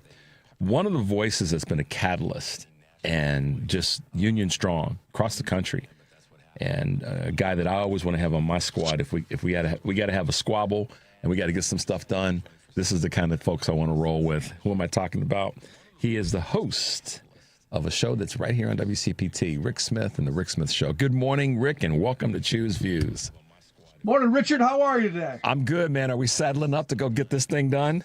We are saddling up because it is affordability week. Man, how much did you pay for your eggs? I mean, that's what I want to know. Eggs. That's so last year. It's about prepared mashed potatoes now. Yes. My congressman Scott Perry, former head of the Freedom Caucus, has told me that because of Trump's policies, we are winning the war on high prices. And this Thanksgiving, prepared mashed potatoes are down 1.5%. So the 4 or 5 cents I'm going to save on those mashed potatoes are well worth the cost of democracy. Thank goodness. Thank you, Scott Perry. Thank you, Donald Trump. Thank you for affordability week, because Thanksgiving dinner is now going to be 3% cheaper because of Donald Trump than it was last year. Golly.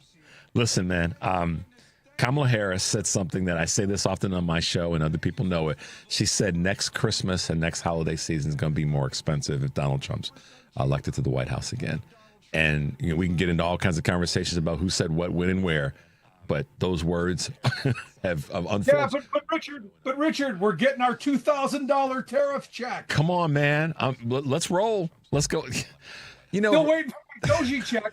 Still waiting for the Doji check. Yeah. That's coming. It's coming. Trust me, it's in the mail. Trust me. But wait a minute. I thought that the mail was slow and that it doesn't deliver things on time, and we need to get rid of the post office or postal system. I thought that was another thing that we had to talk about. Yeah, you're not allowed to say that out loud, Richard. Come on, you know better. I know. Once it's privatized, it'll be perfect. Once they destroy our government and destroy democracy and all of that, it'll be great. Once we have our dear leader in place, once our red-hatted leader is in place, and all those journalists, people like you, are put in your place. Quiet, piggy. That's right. No more comments from you, Chu and Smith.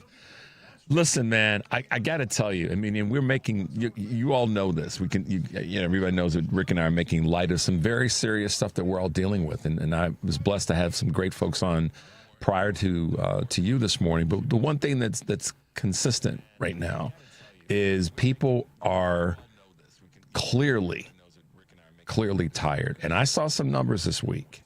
Now, whether people are talking about it publicly or not, or willing to admit it or not, but I saw some numbers this week, two different ones, that Trump's numbers are now dipping below 45% in terms of overall approval rating, and that the handling of the economy and the country's direction went from 43% down to 36% from June 1st until the beginning of this month.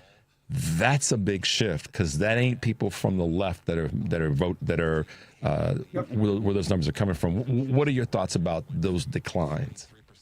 No, look, it's all about the economy, Richard. It's always about the economy, and this is where, as much as I'm not a fan of James Carville, he's right. It's the economy, stupid. It's always the economy. Yeah. And Fox News has a poll that finds 76% of their audience view the economy negatively. You got to go, what's the rest of America think? Yep. Because look, the anger is real, and I've been saying this for years. I understand the anger of the red hat crowd, because I'm angry too. It's just that we've been fed different red meat. They're saying that it's the immigrants who are causing their problem.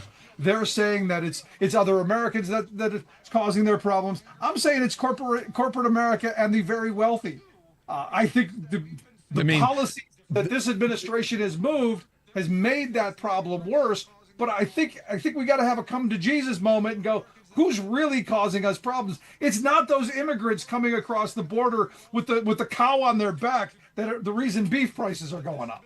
It's always been that way, and so many people have spoken to that for years, decades, frankly, that it's the big businesses that create this drama. There's no immigrant ever that has gone into a place of business and there's simply them being there is taking anything away from anybody.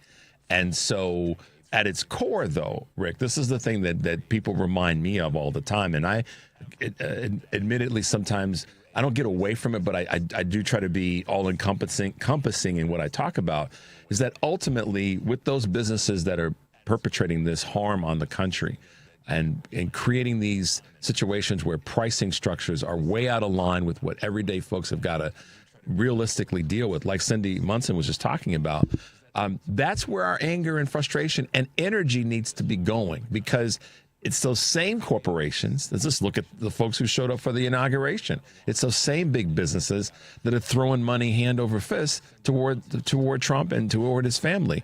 So yeah, it's our part of our responsibility is to call that out every single time we get a chance. Is that it's the big businesses that are at the tip of the spear. It's not the everyday working man and woman that's causing this drama, no matter what their costume is or what their skin color is.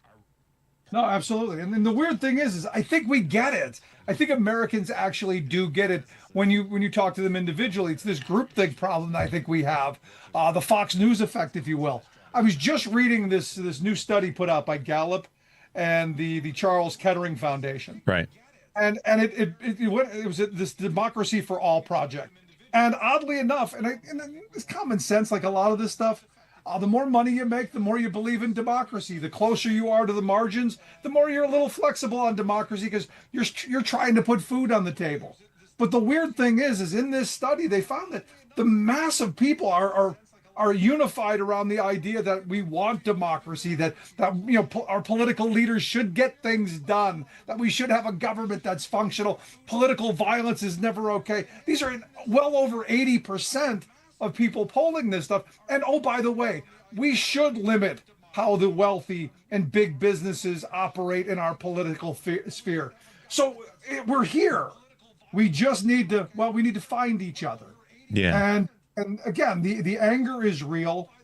And here with it being affordability week, and I'm harping on this because I fear Trump is going to use affordability week, much like he used infrastructure week in the first term.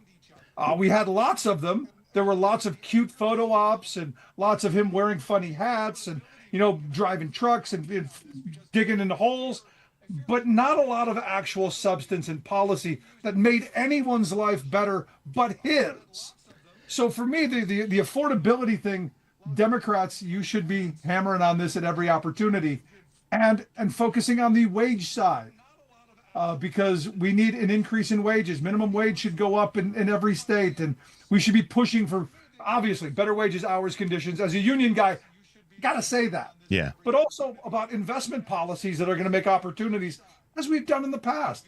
So while I see lots of pain and suffering and chaos, I'm hopeful that, man, we're going to find each other. We're going to come back to the middle of the street, and we're going to get stuff done. One of the things that is so profound, and thank you for breaking that down and reminding us about, the opportunity for Democrats during this affordability week is, there's the Republicans keep giving us tools to fight them with, if you will, and ways to change the narrative toward the people that are going to matter the most in this conversation. And it is not the corporations. It is not big business. It's not big dollar political donors. It's the everyday person. And I think what represents that the most in this current moment is 2 weeks ago with the elections and the results that took place. And I said this every day, and I'm going to keep saying it every day on my show, that those results and what happened there, flashing red lights on two ways. Republicans recognize that this is it's a sign, but Democrats have to recognize it and say, okay, speaking on these issues, affordability, on housing, on all those things that you just so well put down, Rick, that's a winning strategy. That's a way for us to be able to go forward. And it's right there. And I hope that the flashing lights, the Democratic voices and the messengers and all that, grab that and say, yeah, we got to keep running with this because that's what the people want us to talk about and to solve. No, look, when you have someone like Marjorie Taylor Greene who has seen the light, you go, maybe there is hope. And I'm not going to beat up on her for seeing the light and realizing that, she's been used. I'm going to actually say, look, how can we work together to make lives better? And your constituents, our constituents, how do we make life better in this country? I'll believe her rhetoric when I see it in policy. But for right now, good. We need these kind of people who are going to be the Pied Pipers back to reality. And watching what Trump has done with her should be a cautionary tale for the rest of the red hat world, because it's never been about you. It's always been about him. Now, back to the affordability thing. This is an opportunity for Democrats to get in and roll up their sleeves and actually talk about how we're going to make lives better, because housing's way out of control. I just saw something. The average age of a first-time home buyer now is 40 years old. Yep. You go 40 years old? Yeah. That's a problem. When the only economic policy that we've seen in affordability week out of the Trump administration has been, hey, let's trial balloon the idea of a 50-year mortgage for a first-time home buyer at 40 years old. Are we going to start having intergenerational mortgages where the grandchildren will pay off the house? When this is your best economic message coming out of this White House, Democrats, you got tons of opportunity. The field wide open. Yeah, it is. Drive a Mack truck through it. Two things I want to say. One about Marjorie Taylor Greene. Here's my litmus test for her. And it is a litmus test, unapologetically. I'm not going to beat up on her. I've said what I had to say, and I'll have some comments along the way. I'm going to watch carefully what she does, like many people have saying, versus what she's saying. And here's the primary reason why. She told all of us that we were crazy and wrong, and she literally sided with the dude that we told her. Now, check this out, Rick. This is not just, we told her, this dude is going to come back and hurt you. And she said, nah, I'm going to still roll with him. So we didn't try. We told her, and we told others. So my litmus test with her is this, and it's a real easy one. When she turns to her other Republican colleagues and say, this guy is causing harm to our party and to our country, we need to leave him. When those words come out of her mouth, that's an action. Then that's when I will know, or I will be more willing to say, okay, she's willing to bring people with her, because that's part of the change. You got to bring some folks with you, in my belief. Think she's capable of doing that? It sounds like she's on the right track. I want to see the action she'll take, which is to bring some of her colleagues with her to say, now we need to fix the problem that we created. And that's not a high bar, actually. It's fairly easy to do. On the issue of where we are with the cost of goods and how we're all working through to fight to find better ways, man, Rick, the tools that we have, it's like a basketball coach just rolled out the basketballs and said, grab whichever one you want. They all bounce, and I'm hoping right now, with all my heart, that our Democratic leaders and voices and all the rest will look at that and say, yeah, we got so many opportunities now. Let's take them and run. And let's not make the elections from November 4th a one-time show. Let's make it the whole lineup of where we're going in these upcoming elections. I think it's a huge opportunity, and to talk to people about, see, we got it done. We listened to you, and now we're going to listen to you some more. So help us with what you want us to get done so we can go get it done for you. I think it's a simple message, and it's an easy thing to do. So I'm fingers crossed with that, Rick. No, absolutely. Look, because the reality is, the average family, and I don't care, red hat, blue hat, green hat, no hat, they're struggling with the reality that housing prices are high. Health insurance is completely out of control. Yeah. Food prices are still going up, no matter what my congressman says. Child care is through the roof. All of these things that working families struggle with every day is getting out of their control, because wages have not gone up, and they're not. And the weird thing is I was just reading a report that said Homeland Security has thrown out some 600,000 those illegal folks, Richard. 600,000 people who were working, doing things. Those are job openings, evidently, according to them. Why haven't wages gone up if the supply of labor has gone down? Because it wasn't what they said it was. Mm-mm. And what they're doing isn't really what they said it's about. It's about pain and suffering, but it's more about keeping the poor and the working class in this country on the treadmill, just trying to survive while being able to blame the guy behind them instead of the guy in front of them. It hasn't changed. You're listening to Choose Views on WCPT AM 820 in Chicago, WARR 1520 AM and 103.5 FM from Warren County, North Carolina. I'm Richard Chu, and we are talking with Rick Smith, host of The Rick Smith Show, and probably one of labor's strongest voices in the country right now. And I appreciate how unapologetic he is about the labor movement is one that's going to help save this country.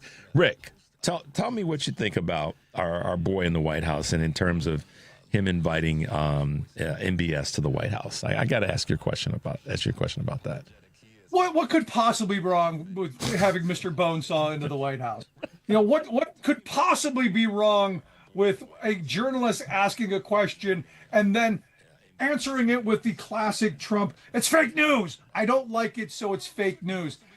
For me, I got to tell you, the most disgusting part of the whole display there was, again, Trump bowing the knee to an authoritarian whom I can only think he he puts on a pedestal higher than himself, which is weird. Yeah. I mean, he knew nothing about it. Look, I don't know. I don't know what MBS did or didn't do, but I'm gonna say he knew about it. Nothing goes on in a country like that without him knowing about it. So in front of the world, I mean, really, it's this weird Trumpian thing. He did it with Putin in Helsinki as well. This kind of this defense. The worst of the, not even the people, but of the scenario that you're in. Yes. To defend that. See, here's one of the things that I've been saying, Rick, and you've said your version of this. Okay, so to use the phrase, I didn't know, I don't know anything about him, or I'm not aware, I don't know who this guy or this gal, the thing that Trump tries to defers to sometimes. So there's a part of me that goes, okay, well, if you didn't know, then why in the hell are you in this position? You should know. If anybody's going to know about a whole bunch of stuff that us regular cats shouldn't necessarily know about, you sure as hell should know about it. You should be prepared and have answers when someone says such and such about such and such. Oh, yeah, here's what went down, or here's who that person is.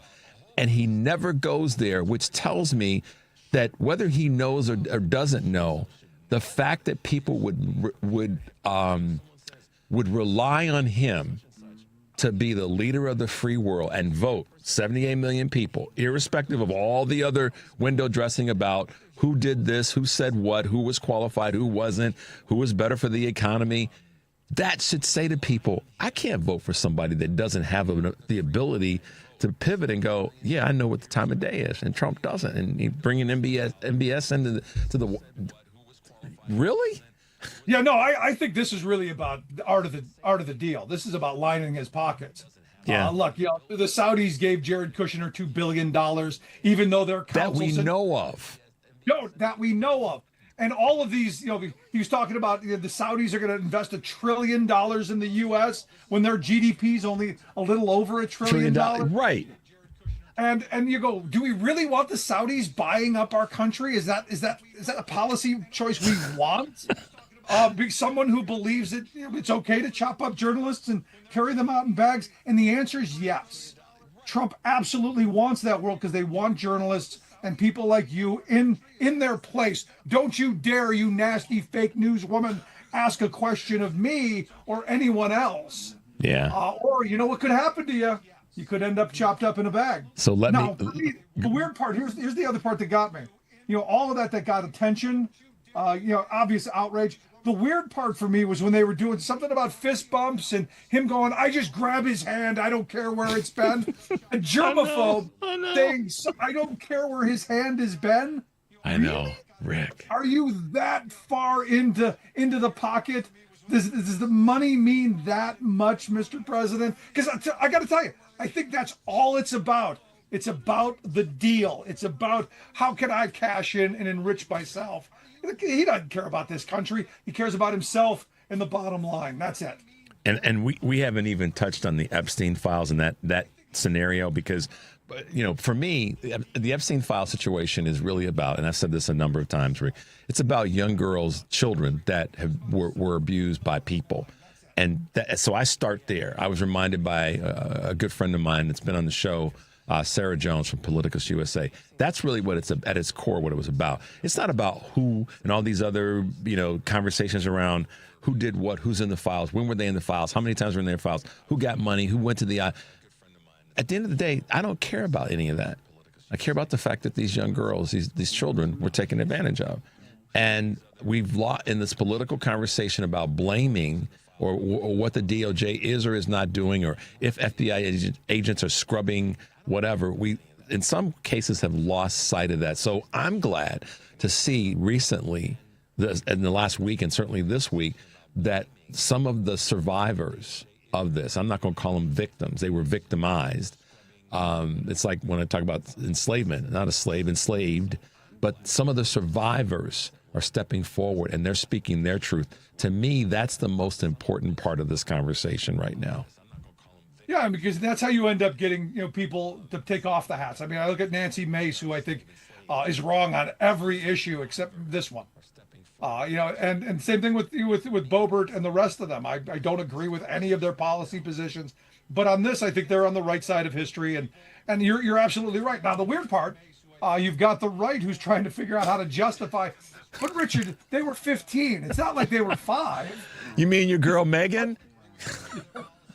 Can you? I mean, Rick, as a dude, there's certain things that I just back off of as a guy because I'm like, that's not a space for men to be talking. We need to keep our mouths shut and let the ladies talk on this one. We need to shut up and listen and learn. But as 5 or 15. Look, 5 or 15. It's my daughter. There's a jury of 12 deciding my fate.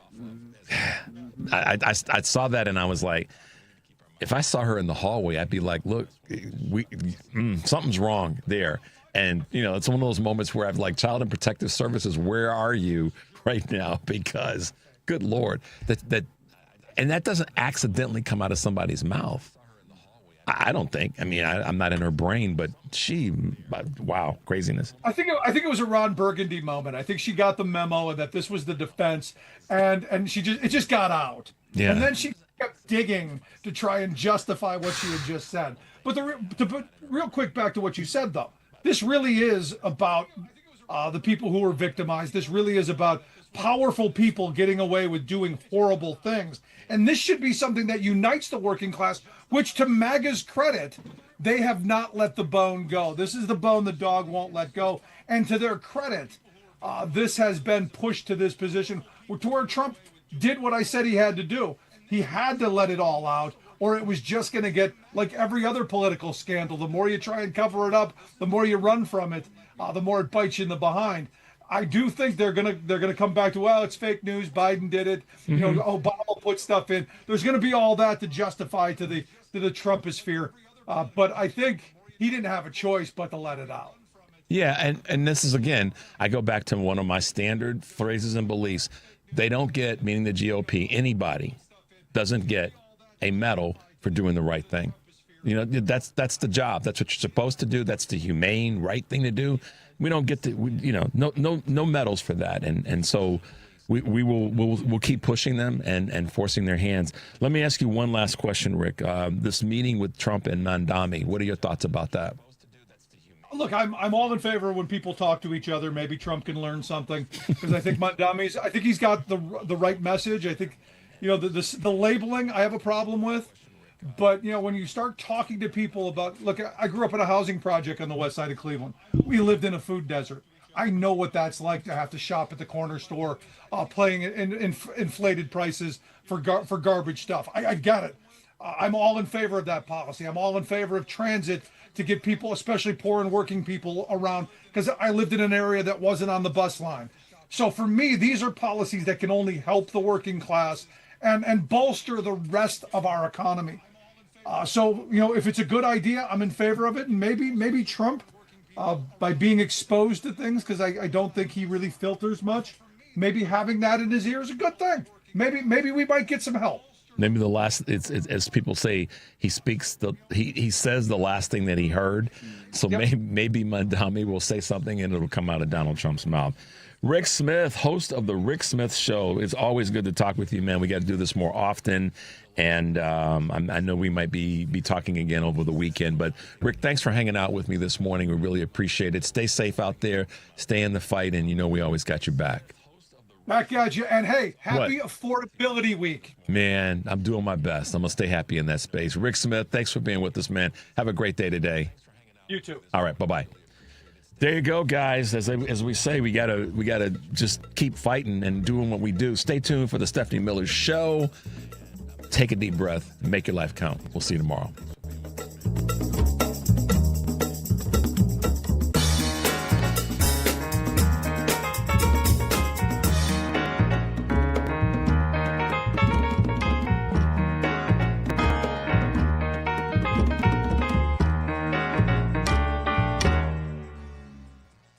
When it comes to the vitamins and supplements you take, quality counts. If you have questions or concerns about the vitamins you plan on taking, we're happy to help. Mark Drugs, better health and care